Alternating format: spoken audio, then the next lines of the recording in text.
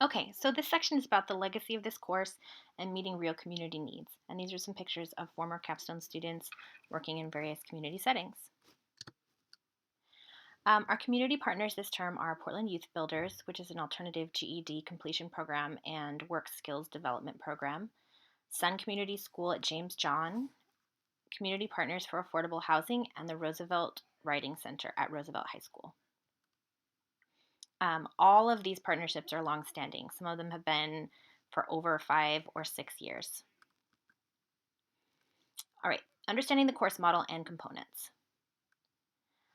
Everything that we do is centered around the idea of a spectrum of community engagement or involvement.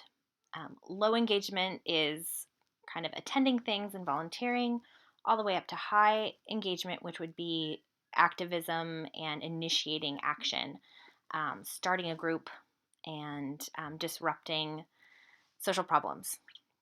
The thing we're trying to avoid is avoiding apathy and hoping to inspire all of us, including myself, to continue community work for the better of all of us. Oops. Okay, so the spectrum of involvement, I wrote this out, for our class is on the low end, just getting informed. Moving up the spectrum, talking to others about educational issues and experiences, getting more involved by sharing information with the public, increasingly involved by doing hands-on or virtual volunteer work, and finally, some participating in some forms of activism and widening the impact outside of just our class. Where does this all take place in our coursework? Well, on the low end, just doing the reading.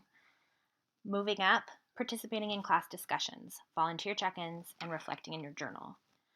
In the middle, we have co-facilitating discussion and sharing information on the PDX EAN blog, which I run. Underneath the hands-on volunteer work, we have your work in the community.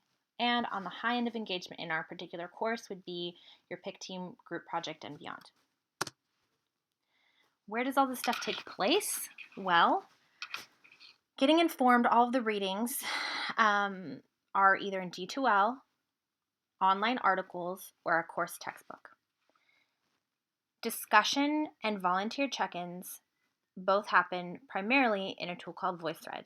We will also have the opportunity to have several synchronous Google Hangouts in the term.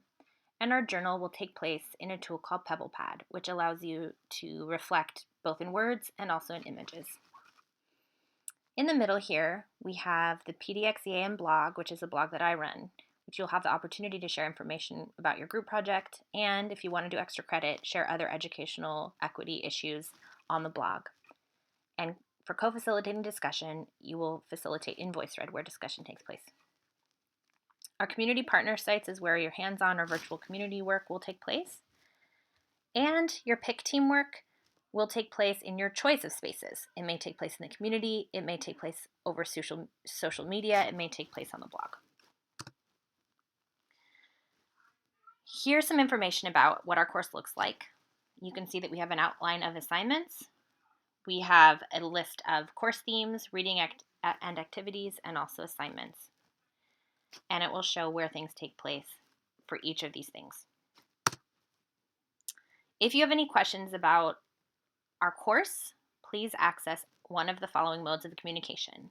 Email or IM at mypdx.edu email, Google Voice, call or text at this number.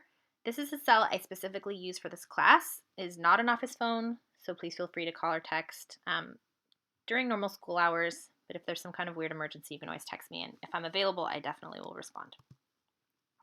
Thanks, guys.